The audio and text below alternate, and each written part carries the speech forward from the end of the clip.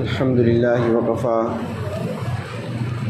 والسلام على عباده الذين اصطفى أما بعد فقال النبي صلى الله عليه وسلم قرة عيني في الصلاة أو كما قال عليه الصلاة والسلام اللهم صل على سيدنا محمد وعلى آل سيدنا محمد وبارك وسلم۔ آپ کو یاد ہوگا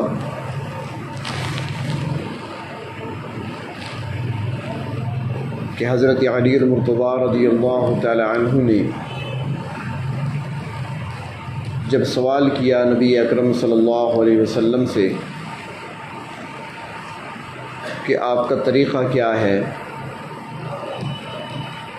تو آپ صلی اللہ علیہ وسلم نے جواب میں جو ارشاد فرمایا وہ 17 جملے تھے، 17 باتیں تھیں، جن میں سے آخری بات جو آپ نے ارشاد فرمائی وہ فرمایا کہ قرۃ عینی فی الصلاۃ، میری آنکھوں کی ٹھنڈک نماز میں ہے۔ باقی جو 16 چیزیں آپ نے ارشاد فرمائی ان پر گفتگو ہو چکی ہے، آج اسی پر کچھ مختصر عرض کرنا ہے کہ نبی اکرم صلی اللہ علیہ وسلم نے اپنی آنکھوں کی ٹھنڈک نماز کو ارشاد فرمایا۔ نماز ایک ایسی اہم عبادت ہے کہ جب نبی اکرم صلی اللہ علیہ وسلم پر وحی کا نزول شروع ہوا، غار حرا کی خلوتوں میں جب حضرت جبریل امین تشریف لائے اور سب سے پہلے آپ صلی اللہ علیہ وسلم پر جو وحی نازل کی گئی، سورۃ علق کی ابتدائی آیتیں اقرأ بسم ربک الذی خلق خلق الانسان من علق اقرأ وربک الاکرم الذی علم بالقلم علم الانسان ما لم یعلم، یہ آیتیں نازل ہوئیں۔ ہمارے استاد محترم شیخ الحدیث و تفسیر حضرت مولانا علاء الدین صاحب رحمۃ اللہ علیہ، وہ اپنے استاد محترم حضرت علامہ شمس الحق افغانی رحمۃ اللہ علیہ کا قول نقل فرمایا کرتے تھے۔ وہ فرماتے کہ سورۃ علق کی ان آیتوں میں پڑھنے کا حکم ہے کہ آپ پڑھیں۔ اب پڑھنا کیا ہے؟ ان میں تو صرف پڑھنے کا حکم دیا گیا یا حکم دیا جا رہا ہے کہ آپ پڑھیں اقرأ، تو پڑھنی کیا چیز ہے؟ وہ فرماتے کہ ایک جنتی ریشمی اور سنہری رومال پر لکھا ہوا تھا، اصل میں وہ پڑھنا تھا، اور فرمایا کہ وہ کیا تھا؟ جب جبریل امین نے ایک بار آپ سے فرمایا کہ پڑھیں، آپ نے فرمایا کہ ما انا بقارئ، میں پڑھا ہوا نہیں ہوں۔ انہوں نے سینے سے لگایا، پھر دوسری بار، تیسری بار، جب تیسری بار حضرت جبریل امین نے سینے سے لگایا تو پھر آپ نے پڑھنا شروع کر دیا، کیونکہ جو نبی ہوتے ہیں وہ دنیا میں کسی کے شاگرد نہیں ہوتے، وہ لکھنا پڑھنا عام بندوں کی طرح نہیں جانتے، ان کو پروردگار عالم خود پڑھایا کرتے ہیں، اور وہ علوم عطا فرماتی ہیں کہ بڑے بڑے عقل و فہم والے حیران رہ جاتے ہیں۔ تو جبریل امین نے 3 مرتبہ سینے سے لگا کر دبایا، تیسری بار آپ صلی اللہ علیہ وسلم نے پڑھنا شروع کر دیا۔ تو وہ پڑھنا کیا تھا، کون سی چیز تھی؟ فرمایا کہ وہ لکھی ہوئی سورۃ فاتحہ تھی، پوری سورۃ فاتحہ۔ تو اس لیے قرآن حکیم کی سب سے پہلی جو مکمل صورت نازل ہوئی ہے وہ سورۃ فاتحہ ہے، اور سورۃ فاتحہ نازل کر کے ساتھ حکم دیا نماز پڑھنے کا۔ وہیں پر حضرت جبریل امین نے آپ کو طریقہ سکھایا وضو کا، اور وہیں پر آپ نے نماز پڑھی۔ تو نزول وحی سے پہلے سب سے پہلا حکم جو آیا وہ نماز کا آیا، اور وحی نازل ہونے کے بعد جو سب سے پہلا عمل کیا گیا وہ نماز کا عمل تھا، وضو اور نماز۔ اس کے بعد اللہ تبارک و تعالی نے ابتدائی طور پر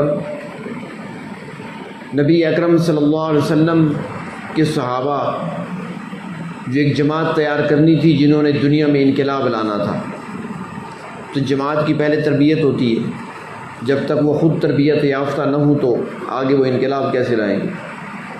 وہ تو لوٹ مار مچائیں گے، نقصان کریں گے، تو پہلے تربیت ضروری ہوتی ہے۔ تو تربیت کے لیے اللہ تبارک و تعالیٰ نے کچھ نکات بیان فرمائے اور نازل فرمائے سورۃ مزمل میں، اور سورۃ مزمل میں سب سے پہلی چیز جس کا حکم دیا گیا، جہاں سے اس عظیم عالمی جماعت کی تربیت کا آغاز کیا جا رہا ہے کہ سب سے پہلا کام کون سا کرنا ہے، سب سے پہلا عمل کون سا کرنا ہے، فرمایا یا ایھا المزمل قم اللیل، رات کا قیام کرنا ہے۔ قیام نماز میں ہوتا ہے، سب سے پہلی چیز نماز ہے، اس کے بعد باقی اعمال۔ اور نبی اکرم صلی اللہ علیہ وسلم ساری زندگی صحابہ کرام کو، اپنی امت کو نماز کی طرف ترغیب بھی دیتے رہے، سمجھاتے رہے، بتاتے رہے، نمازیں پڑھاتے رہے، اور بالکل جب دنیا سے جانے کا وقت آتا ہے تو آخری وقت جو آپ صلی اللہ علیہ وسلم آخری جملے ادا فرماتے ہیں اس میں بھی فرماتے ہیں الصلاۃ، نماز کا خیال رکھنا۔ تو اس سے اندازہ لگایا جائے کہ نماز کی اہمیت کیا ہے۔ اور مشکل وقت میں، پریشانی کے وقت میں ترغیب یہ دی گئی کہ نماز کی طرف متوجہ ہو جاؤ، جتنا اہم مسئلہ ہو، جتنی اہم پریشانی ہے، سارے وظائف سے بڑھ کر وظیفہ، سارے تسبیحات سے بڑھ کر سب سے بہتر تسبیح وہ نماز ہے۔ اسی کے اندر اللہ کی حمد و ثنا بھی ہے، اسی کے اندر اللہ کی تعریف بھی ہے، اسی کے اندر سوال بھی ہے، ایاک نعبد و ایاک نستعین، استعانت طلب کی گئی ہے، اسی کے اندر پروردگار عالم کے سامنے عاجزی انکساری بھی ہے، اپنا محتاج ہونا ظاہر کیا جاتا ہے اس کے اندر، اور پروردگار عالم کو ہی مشکل کشا اور حاجت روا سمجھ کر ہاتھ باندھ کر اس کے سامنے انسان کھڑا ہوتا ہے۔ نبی اکرم صلی اللہ علیہ وسلم خود بھی عمل فرماتے تھے اور ترغیب بھی یہی دیا کرتے تھے اپنی امت کو کہ جب بھی کوئی ضرورت پیش آئے تو 2 رکعت نماز پڑھو۔ بلکہ انبیاء علیہ السلام کا طریقہ یہی رہا ہے۔ بخاری شریف کی حدیث ہے، حضرت ابراہیم علیہ السلام جب اپنی زوجہ حضرت سارہ کو ساتھ لے کر تشریف لے جا رہے تھے، ہجرت کر رہے تھے، بابل سے چلے اور آپ مصر سے ہوتے ہوئے ارض مقدس پہنچے تھے، شام اور فلسطین۔ تو مصر جب پہنچے تو وہاں کا جو بادشاہ تھا وہ بڑا ظالم تھا۔ وہ جب بھی اسے پتہ چلتا تھا کہ کوئی حسین و جمیل کوئی عورت ہے تو وہ چھین لیا کرتا تھا، چاہے وہ کسی کی بہن ہو، چاہے بیٹی ہو، چاہے بیوی ہو۔ تو اس نے حکم دیا اس وقت جب اس کو اپنے کارندوں نے آ کر بتایا کہ ایک مسافر آیا ہے اور اس کے ساتھ ایک عورت ہے اور انتہائی حسینہ و جمیلہ ہے، بہت خوبصورت ہے۔ مصر کے لوگ ویسے خود بھی خوبصورت ہوتے ہیں، اور جب وہ کہہ رہے ہیں کہ سب سے زیادہ خوبصورت ہے تو یقیناً حضرت ابراہیم علیہ السلام کی زوجہ تھی، حضرت اسحاق کی ماں بننے والی تھی، بلکہ ان کی نسل میں 4000 انبیاء نے آنا تھا، تو کتنا نور ہوگا ان کے چہرے پر۔ تو بادشاہ نے جب سنا تو اس نے کہا کہ بلاؤ اس شخص کو میرے پاس لاؤ۔ حضرت ابراہیم علیہ السلام کو لایا گیا. بادشاہ نے پوچھا ابراہیم سے کہ آپ کے ساتھ یہ عورت کون ہے؟ انہوں نے کہا میری بہن ہے. اس لیے کہا جاتا ہے نا کہ حضرت ابراہیم علیہ السلام نے 3 مرتبہ ان سے جھوٹ نکلا ہے. اور قیامت کے دن جب لوگ جائیں گے نا کہ ابراہیم علیہ السلام کے پاس کہ آپ جد الانبیاء ہیں، مجدد الانبیاء ہیں، انبیاء علیہ السلام کے باپ ہیں، ملت ابراہیمی پر ہم کار بند تھے، تو آپ سفارش کریں پروردگار عالم سے. وہاں پہ وہ فرمائیں گے کہ میں نہیں کر سکتا، مجھے اپنا خوف ہے، اپنی فکر ہے. ابراہیم علیہ السلام جیسی شخصیت وہاں پر کہیں گے مجھے اپنی فکر ہے، میں نہیں کر سکتا، 3 مرتبہ میں نے جھوٹ بولا تھا. اور وہ جھوٹ نہیں تھا، وہ جھوٹ نما سچ تھا. جھوٹ نما سچ جسے توریہ کہتے ہیں. زمانی بات مطلب کسی بات کے 2 مطالب نکلتے ہیں، ان کا مطلب کچھ اور ہے، سمجھنے والے کا مطلب کچھ اور ہے. زمانی وہ جھوٹ نہیں تھا. ابراہیم علیہ السلام تو سچے تھے. تو یہاں پر ذرا تصور کر لیں جب روز قیامت سچوں کا یہ حال ہوگا تو ہم جیسے جھوٹوں کا کیا بنے گا. ہمارے پاس تو جھوٹ ہی جھوٹ ہے، پکا جھوٹ، سچا جھوٹ. تو ایک موقع پر تو اس موقع پر جب قوم کے لوگ میلے پر جا رہے تھے، سالانہ جشن منایا کرتے تھے، حضرت ابراہیم علیہ السلام سے کہنے لگے آپ بھی ہمارے ساتھ چلیں. اکیلے کیا کرو گے، سارا شہر جا رہا ہے. سارے مشرک تھے، سارے بت پرست تھے. تو ابراہیم علیہ السلام نے فرمایا تھا کہ انی سقیم، میں بیمار ہوں، حالانکہ بیمار نہیں تھے. فرمایا کہ ایک یہ جھوٹ، اور حقیقت میں یہ جھوٹ نہیں ہے. اس لیے کہ حضرت ابراہیم علیہ السلام روحانی طور پر ان کے شرک کو دیکھ کر، ان کی بدعمالیوں کو دیکھ کر ان سے بیزار تھے، اور ان سے یقینی طور پر آپ کو روحانی طور پر ایک صدمہ پہنچتا تھا، ایک تکلیف تھی آپ کو. تکلیف کو ہی تو بیماری کہا جاتا ہے. تو یہ جھوٹ تو نہیں تھا، لیکن ابراہیم علیہ السلام اس کو جھوٹ سمجھیں گے. اور اس میں بھی اللہ کی رضا تھی. وہ کچھ کر کے دکھانا چاہتے تھے کہ یہ قوم میری دلائل سے بات کو نہیں مان رہی. اتنے دلائل، زمین و آسمان کی نشانیاں، اللہ تعالیٰ کی قدرت کی ان کے سامنے پیش کی ہیں بطور دلیل کہ ان کو سمجھ نہیں آ رہی. تو اب ان کو کوئی عقلی دلیل دکھاؤں، ہو سکتا ہے کہ ان کی عقل ٹھکانے آ جائے. اس رائے کی میں نہیں کہتے لٹتے لوٹا، کیسے پتہ نہیں، لٹتے لوٹا مارنا. تو ابراہیم علیہ السلام ایسے ہی دکھانا چاہتے تھے. چنانچہ دوسرا موقع وہ ہوا کہ جب ابراہیم علیہ السلام ان کے جانے کے بعد بت خانے میں آئے. بہت بڑا بت خانہ تھا، اب تو وہ کھنڈر دریافت ہو چکے ہیں. آثار قدیمہ والوں نے کھدائی کر کے وہ بت خانہ نکال لیا ہے، اس کے کھنڈرات جہاں پر وہ بہت بڑا ان کا معبد تھا، بت رکھے ہوئے تھے. قطاروں میں، لائنوں میں بت سجے ہوتے تھے. کوئی چھوٹا ہے، کوئی بڑا ہے، کوئی کس سائز کا، کوئی کس سائز کا، کوئی پتھر کا، مٹی کا، لکڑی کا، مختلف بت تھے. اور درمیان میں ان کا بیٹھا ہوا تھا سب سے بڑا، بہت بڑا ایک بت بنا ہوا تھا، وہ درمیان میں تھا، باقی سارے چھوٹے چھوٹے. ایک وزیر اعظم، باقی اس کے وزیر. تو ابراہیم علیہ السلام قوم کے جانے کے بعد وہاں پر تشریف لائے، اور قرآن حکیم نے وہ منظر پیش کیا ہے کہ جب ابراہیم علیہ السلام تشریف لاتے ہیں بت خانے میں دیکھا تو قوم کے لوگوں کی عادت تھی کہ وہ میلے پر جاتے ہوئے بتوں کے سامنے چیزیں رکھا کرتے تھے کھانے کی. کسی نے کیا رکھا، میٹھا رکھا، کسی نے نمکین رکھا، مختلف چیزیں. اب وہ تو نہیں کھاتے تھے نا، واپس آ کر یہ اسے خود اٹھا کر خود ہی کھایا کرتے تھے، تبرک سمجھ کر. وہ خوردہ جسے کہتے ہیں، خوردہ، تبرک. ہمارے ہاں بھی ہوتا ہے، مزاروں پہ رکھے ہوتے ہیں چیزیں، تو اٹھا کر لے جاتے تھے. تو ابراہیم علیہ السلام جب آئے تو انہوں نے دیکھا ایسے سب کے سامنے بڑی قیمتی کھانے رکھے ہیں سب کے سامنے. تو انہوں نے فرمایا تھا الا تأکلون، کھاتے کیوں نہیں ہو؟ بتوں سے کہا کیوں نہیں کھاتے تمہارے سامنے اتنی چیزیں پڑی ہیں اور تم اکڑے بیٹھے ہو. پھر تھوڑی دیر انتظار کیا, پھر فرمایا بتوں سے مخاطب ہو کر ما لکم لا تنطقون, کیا ہو گیا تمہیں, بولتے کیوں نہیں ہو میرے ساتھ, بات تو کرو نا. تم تو مشکل کشا ہو, مشکلیں حل کرتے ہو, لوگوں کی حاجتیں پوری کرتے ہو, نہیں بات کرتے. اچھا چلو بات بھی نہ کرو, کھاؤ بھی نہیں, اپنا دفاع کر لو, میں آ رہا ہوں. کلہاڑا تو لے کر آئے تھے, توڑنا شروع کر دیا, کسی کا سر اڑا دیا اور کسی کا بازو اور کسی کی ٹانگ اور کسی کی ناک, کسی کی کان, کاٹتے چلے گئے سب کو.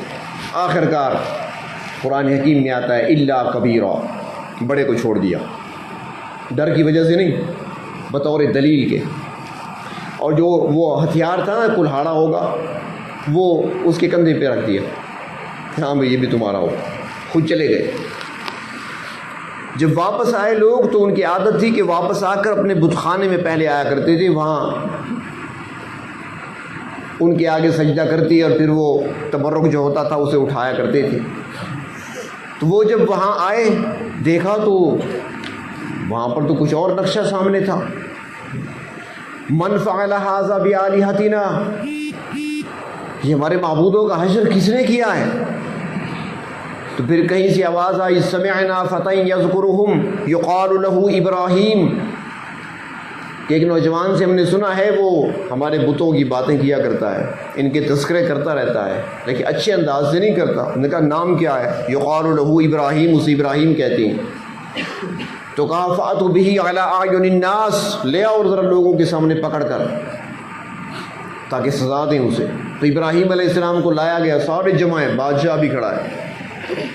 تو پھر پوچھا ابراہیم علیہ السلام سے انت فعلت ھذا بآلہتنا یا ابراہیم, اے ابراہیم ہمارے معبودوں کا یہ حشر آپ نے کیا ہے؟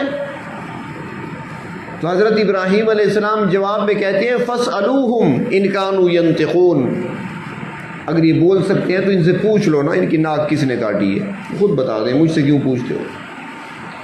اور پھر جب ان کو یہ بھی سمجھ نہ آئی تو پھر فرمایا کہ بھئی یہ سارا کام اس بڑے نے کیا ہے جس کے کندھے پہ کلہاڑا ہے. تو یہ جو جملہ فرمایا نا کہ یہ کام بڑے نے کیا ہے, تو فرماتے ہیں کہ یہ جھوٹ تھا. یہ ساری تفصیل جو میں نے عرض کی ہے اسی ایک جملے کے لیے. تو ابراہیم علیہ السلام اس کو جھوٹ سمجھیں گے کہ میں نے جھوٹ بولا تھا, حالانکہ جھوٹ یہ بھی نہیں تھا, دلیل تھی ان کو سمجھانے کے لیے کہ اس سے پوچھو نا, جو بڑا معبود ہے تمہارا. چلو چھوٹے تو اپنے ناک کان کٹوا بیٹھے ہیں, یہ تو سلامت کھڑا ہے نا, کلہاڑا بھی اس کے پاس ہے, اس سے پوچھو کہ کس نے کیا ہے سارا کام. اور تیسری مرتبہ وہ جو میں عرض کر رہا تھا کہ جب بادشاہ نے حضرت ابراہیم علیہ السلام سے پوچھا کہ یہ عورت تمہاری کون ہے, انہوں نے کہا میری بہن ہے. اور تھی کون؟ بیوی. کہا میری بہن ہے. اسے کہا ٹھیک ہے اسے بھیجو. ابراہیم علیہ السلام باہر آئے, حضرت سارہ سے کہنے لگے سارہ مجھ سے بادشاہ نے پوچھا ہے کہ کون ہے تمہاری, میں نے کہا ہے بہن ہو میری, اور میں نے اس لیے کہا ہے کہ اس وقت روئے زمین پر میرے اور تیرے علاوہ مومن کوئی نہیں. زمین پر اس وقت میرے اور تیرے علاوہ مومن کوئی نہیں, اور مومن ہمیشہ آپس میں بھائی بھائی اور بہن بھائی ہوا کرتے ہیں. میں نے اس نسبت سے کہا ہے, اس نسبت سے تو میری بہن ہو نا, تو اب خیال کرنا میری بات کو جھوٹا نہ کر دینا. تو یہاں پر ایک نقطہ اور بھی سمجھنے کہ ابراہیم علیہ السلام نے صرف بیوی کیوں نہیں کہہ دیا, بہن کیوں کہا. اس میں نقطہ یہ تھا کہ اگر وہ بیوی کہہ دیتے, بادشاہ زبردستی طلاق دلوا دیتا تو ہمیشہ کے لیے علیحدگی ہو جاتی, علیحدہ ہو جاتے. بہن کہنے سے علیحدگی تو نہیں ہوتی. تو اس لیے انہوں نے ایک طریقہ اختیار کیا, راستہ اختیار کیا. جھوٹ نہیں تھا, یہ بھی ایک زبانی لفظ تھا. تو حضرت سارہ اندر گئیں, بادشاہ ہاتھ بڑھانے لگا آگے کی طرف, اللہ نے اسے پکڑ لیا, زمین پر لوٹ پوٹ ہونے لگا, تکلیف کی وجہ سے مرنے لگا. اس نے کہا اے عورت دعا کرو میں ٹھیک ہو جاؤں, تجھے کچھ نہیں کہوں گا. حضرت سارہ نے دعا کی, وہ ٹھیک ہو گیا. لیکن جب ٹھیک ہوا دوبارہ آگے بڑھا, جب دوبارہ آگے بڑھا تو پہلے سے زیادہ پکڑا گیا, تکلیف ہوئی, پیٹ میں درد اٹھایا, کوئی تکلیف, زمین پر لوٹ پوٹ ہونے لگا. پھر کہنے لگا حضرت سارہ سے کہ میرے لیے دعا کرو، تکلیف میری ہٹ جائے، میں تجھے کوئی تکلیف نہیں پہنچاؤں گا۔ چنانچہ انہوں نے دعا کر لی، ٹھیک ہو گیا۔ اس نے دربان کو بلایا کہ کسے پکڑ لائے ہو؟ تم نے تو کہا تھا بڑی خوبصورت عورت ہے، یہ تو کوئی جن ہے، عورت تو نہیں ہے۔ لہٰذا اس نے کہا تم واپس جاؤ اور ایک خادمہ خدمت کے لیے، خاتون، خوبصورت نوجوان خاتون بطور خدمت کے اس کو ساتھ دے دی کہ یہ تمہاری خدمت کرے گی، لے جاؤ۔ اور وہ خدمت کرنے والی حضرت ہاجرہ تھیں جو حضرت اسماعیل کی والدہ ہیں۔ پھر انہوں نے اپنے شوہر حضرت ابراہیم علیہ السلام کو ہبہ کر دی، حضرت ابراہیم علیہ السلام نے ان سے نکاح کر لیا۔ تو حضرت سارہ جب واپس آئیں، جو مقصود تھا بات کرنے کا، جہاں سے بات چلی تھی، جب حضرت سارہ واپس آئیں حضرت ابراہیم علیہ السلام کے پاس، تو حدیث شریف میں آتا ہے کان یصلی، ابراہیم علیہ السلام نماز پہ کھڑے تھے۔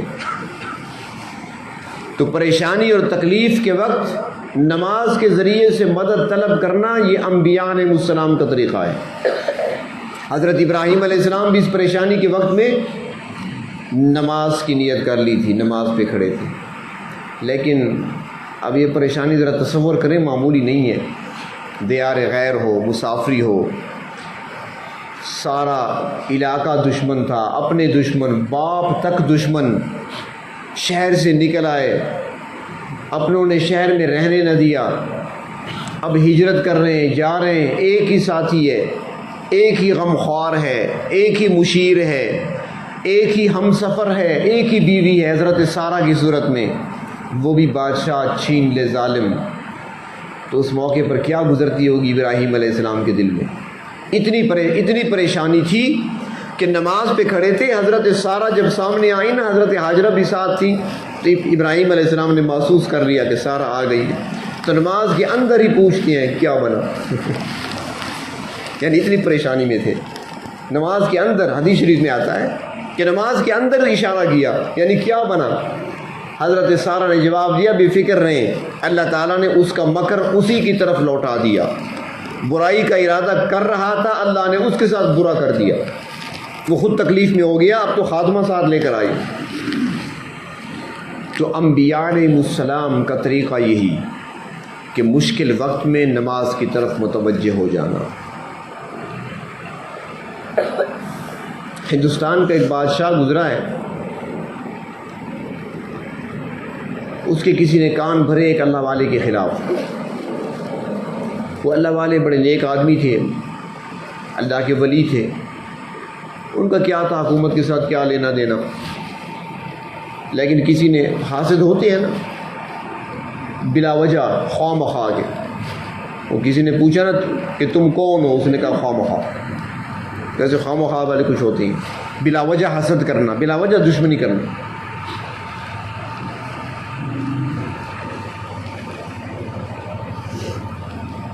تو ان پر بادشاہ نے ارادہ کیا کہ اگر ایسا ہے جیسے مجھے بتایا گیا ہے، وہ میرے خلاف بغاوت کی سوچ رہا ہے، وہ جس کو گرفتار کیا جائے۔ بادشاہ نے ایک دستہ اپنا تیار کیا کہ جاؤ گرفتار کر کے لاؤ پیر صاحب کو۔ ان بزرگوں کے پاس بادشاہ کا اپنا جو بیٹا تھا شہزادہ، وہ جایا کرتا تھا، اور شاید کہ ان کے شاگردوں میں سے تھا۔ ان کو پتہ چلا تو اس نے دوڑ لگائی، اس نے کہا جا کر پہلے استاد کو بتا دوں تاکہ اپنا دفاع کر لیں۔ وہ سرکاری کارندے آئیں گے، گرفتار کر کے لے جائیں گے، جیل میں ڈال دیا جائے گا، پوچھنے والا کوئی نہیں ہوگا، میرے تو استاد ہیں، مجھ پر حق ہے۔ اس نے آ کر بتایا کہ ایسے ایسے میرے والد صاحب جو بادشاہ ہیں ان کے کان بھرے گئے ہیں، اور وہ اس وقت آپ کو گرفتار کرنا چاہتے ہیں، اور ان کے کارندے آ رہے ہیں۔ کہا اچھا ٹھیک ہے، یہ لوٹا لے آؤ، پھر میں وضو بنا لوں۔ وہ لوٹا پانی کا بھر کر حضرت کو دیا، پھر دوڑ لگائی، گھوڑے پہ سوار تھے، تیزی سے پہنچا، اور پہنچتے ہی دور سے باپ کو آواز دی، بادشاہ کو آواز دی، ابا جان خیال کرنا، وہاں گرفتاری کے لیے کسی کو نہ بھیجنا۔ انہوں نے وضو کے لیے لوٹا منگوا لیا، اگر مسلح پہ آ گئے تو بادشاہی کی خیر نہیں، پھر خیر نہیں آپ کی بادشاہ کی۔ بادشاہ نے اپنا ارادہ ترک کر دیا۔ تو کس چیز کی برکت؟ نماز کی برکت۔ مشکل وقت میں نماز کی طرف متوجہ ہونا۔ لیکن اس کے لیے یہ ہے کہ ہماری نماز بھی تو نماز بنے نا۔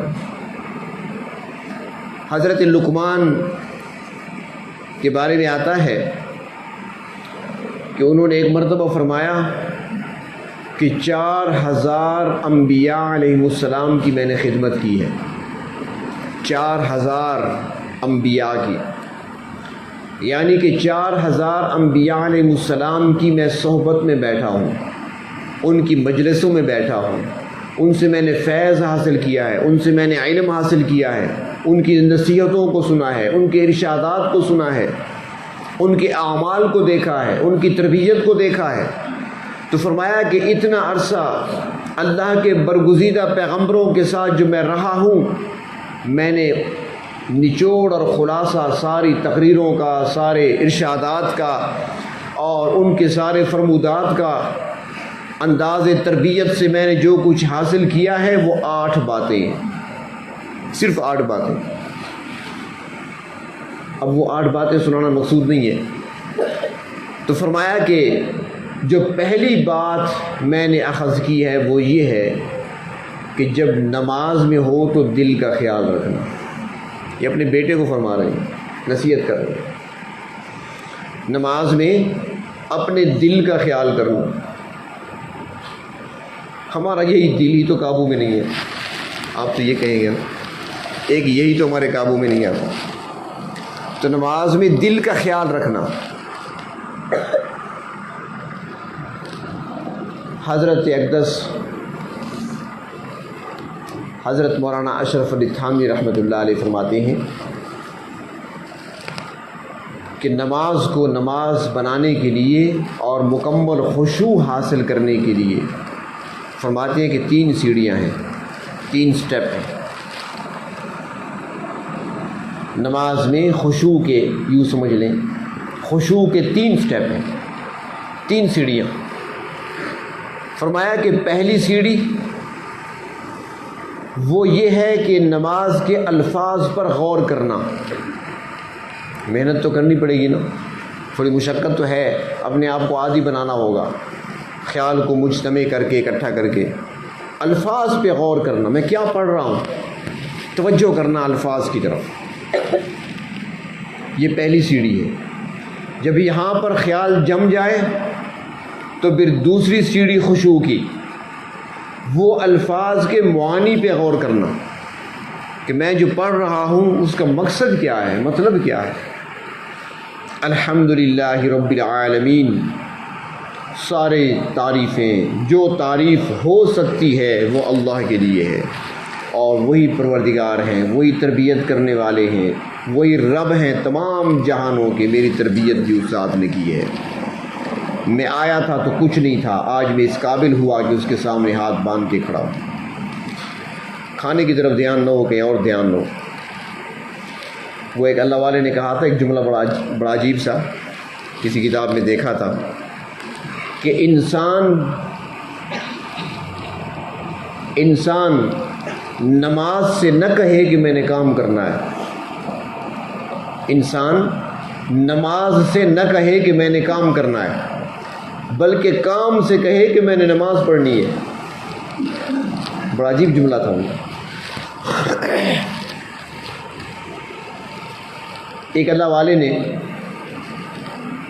جب اس کے پاس کھانا آیا تو نماز کا وقت بھی تھا، عشاء اور عشاء اکٹھے ہو گئے۔ رات کے کھانے کو عشاء کہتے ہیں، عشاء عین پر زبر، عشاء رات کا کھانا، عشاء وقت نماز کا، عشاء کا وقت۔ عربی وسیع زبان ہے، غدا صبح کے کھانے کو کہتے ہیں۔ یہ ہمارے یہاں کہتے ہیں نا میں نے وضو بنا لیا، کوئی کہتے ہیں میں نے وضو بنا لیا۔ یہ وضو اور وضو حرکت میں فرق آ گیا، زبر آئی، زیر آئی، پیش آئی۔ وضو کہتے ہیں جو ہم یہ ہاتھ منہ دھوتے ہیں نماز کے لیے، یہ وضو ہے۔ اور جو کہتے ہیں نا وضو بنا لوں، وضو کہتے ہیں پانی کو جس سے وضو کیا جائے، اس پانی کو وضو کہتے ہیں، اور وضو اس برتن کو کہتے ہیں جس میں وضو کا پانی ہوتا ہے۔ زبر زیر سے معنی بدل جاتے ہیں۔ تو ان اللہ والے کے پاس عشاء کا وقت ہے، عشاء بھی آ گیا، رات کا کھانا بھی آ گیا، نماز کا وقت بھی ہو گیا، وہ کھانا کھانا شروع ہو گئے، کھانا کھانے لگے، کھانا کھا لیا، کھانا کھا لوں پھر نماز پڑھیں گے۔ تو کسی نے کہا حضرت نماز کا وقت ہو گیا تھا، آپ کھانا کھانے بیٹھ گئے؟ فرمایا ہاں، میں نے کھانے کو نماز بنایا ہے، میں نے نماز کو کھانا نہیں بنایا۔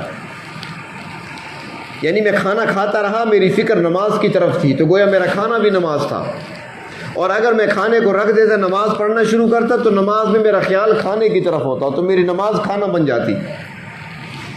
تو نماز کو اس سکون سے ادا کرنا کہ دھیان کہیں اور نہ ہو، تو اس کے لیے پہلی سیڑھی فرمایا کہ خشوع کی پہلی سیڑھی وہ یہ ہے کہ الفاظ پہ غور کرو، میں کیا ادا کر رہا ہوں، ادائیگی کیا ہو رہی ہے۔ وہ ایک عجیب سی بات ہے کہ ایک مرتبہ ایسے میرے پاس کچھ طالب علم بیٹھے تھے، تو میں نے ان سے کہا کہ دعائے قنوت سناؤ مجھے۔ آپ سے نہیں سن رہا، ان سے کہا تھا، آپ ایک دوسرے سے مذاکرہ کر لینا۔ وہ سنانے لگے، تو چونکہ وہ رٹے رٹائے جملے ہیں نا تیزی میں، تو کہتے ہیں لا نشکرک ولا نکفرک، لا نشکرک ولا نکفرک، اللہ نہ ہم شکر کرتے ہیں نہ کفر کرتے ہیں، ہے نا، نشکرک ولا نکفرک، ہم شکر کرتے ہیں کفر نہیں کرتے، اور تیزی میں لا نشکرک ولا نکفرک، نہ شکر کرتے ہیں نہ کفر کرتے ہیں، نہ منہ میں نہ نقاب ہے، کیا ہے پتہ۔ تو اس لیے الفاظ پہ غور کرنا یہ خشوع کی پہلی سیڑھی۔ دوسری سیڑھی معانی پہ غور کرنا، سبحان ربی الاعلی جب آپ کریں گے نا آپ کو مزہ آئے گا، نماز چھوڑنے پہ جی نہیں چاہے گا، پھر یہ مرغ کی طرح پھر ٹھونگے نہیں ماری جائیں گی، پھر نماز بنے گی۔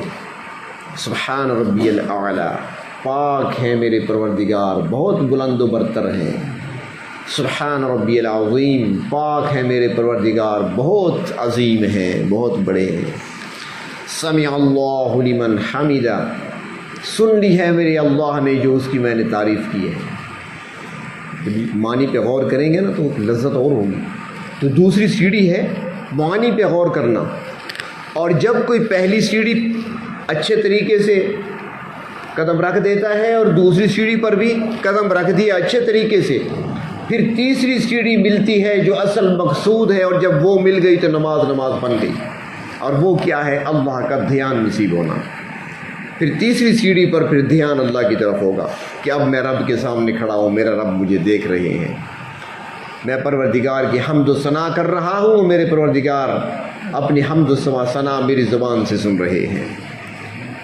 تو یہ ہے نماز کے اندر خشوع پیدا کرنا۔ حضرت تھانوی رحمۃ اللہ علیہ فرماتے ہیں کہ 3 سٹیپ ہیں، 3 سیڑھیاں ہیں، اس طریقے سے نماز کو ادا کیا جائے، اور پھر مزہ آتا ہے نماز میں۔ جس طرح ایک شخص جا رہا تھا، سامان خریدا تھا تو اسے گھر پہنچانا تھا، اس زمانے میں چنگی اور یہ چیزیں تو تھی نہیں، گھوڑے گدھے اونٹ ہوتے تھے، یا تھوڑا سامان ہوتا تھا تو پھر وہاں پر بندے ملتے تھے، کلی کہہ لیں انہیں، مزدور کہہ لیں، اجرت پر مل جاتے تھے، انہیں کہتے ہیں ہاں بھائی سامان اٹھاؤ میرے گھر تک لے جاؤ، کتنے پیسے لوگے؟ اتنے پیسے لوں گا، پھر وہ کندھے پر سامان اٹھا کر پہنچا دیتے۔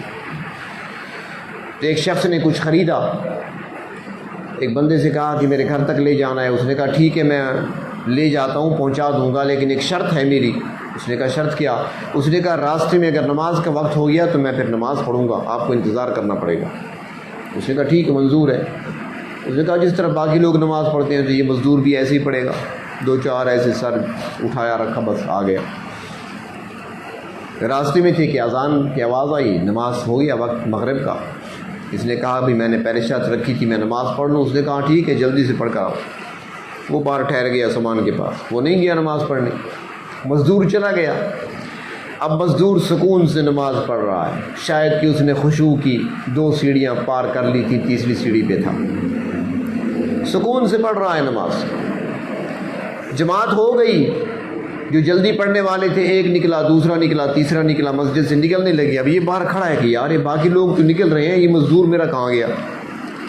تو اس نے باہر سے آواز لگائی، جس طرح وہ کہتے ہیں نا طنز کرتے ہوئے بات کی جاتی ہے، کچھ لوگوں کی عادت ہوتی ہے۔ تو اس نے باہر سے آواز لگائی کہ لگتا ہے تجھے کسی نے روک رکھا ہے۔ اس نے اندر سے جواب دیا جی ہاں آپ نے ٹھیک سمجھا ہے، مجھے روکا گیا ہے۔ اس نے پھر کہا کس نے روکا ہے؟ اس نے کہا جس نے آپ کو اندر آنے سے روکا ہے، مجھے باہر نکلنے سے روک رکھا ہے۔ اس نے آپ کو اندر نہیں آنے دیا، مجھے باہر نہیں نکلنے دیتا۔ تو نماز کے اندر خشوع پیدا کرنے کے لیے یہ 3 سٹیپ بتائے گئے ہیں، اور حضرت لقمان فرماتے ہیں کہ نماز میں جب ہو تو دل کی حفاظت کرو، دھیان کہیں اور نہ جائے۔ ایک ہوتے ہیں خیالات کا آنا، خیالات کا آنا نہیں لانا برا ہے، آ گئے جھٹک دو، پھر خیال تبدیل کرو، دھیان اس طرف لے جاؤ، اور خود خیال جما کر اور انہی خیالات میں کھو کر نماز پڑھنا، پھر وہ نماز نہیں رہتی۔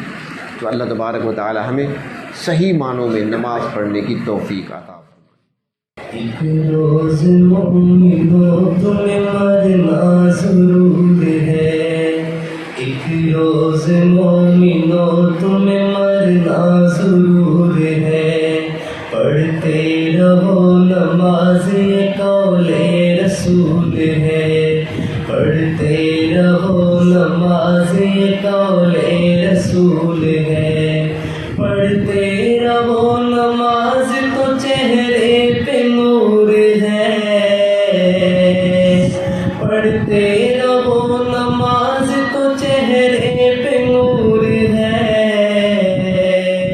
پڑھتے نہیں نماز تو اپنا قصور ہے، ایک روز مومنوں تمہیں مرنا ضرور ہے، پڑھتے رہو نماز تو بہتر یہ کام ہے، پڑھتے رہو نماز تو بہتر یہ کام ہے، دین رسول پاک کا اس سے قیام ہے، ایک روز مومنوں تمہیں مرنا ضرور ہے، پڑھتے رہو نماز یہ قول رسول ہے، اے مومنوں نماز کو کرنا نہ تم قضا، اے مومنوں نماز کو کرنا نہ تم قضا، قرآن میں یہ صاف یہ کہتا ہے کبریا، ایک روز مومنوں تمہیں مرنا ضرور ہے، پڑھتے رہو نماز یہ قول رسول ہے، مرنے کے بعد حشر میں دولہا بنائے گی،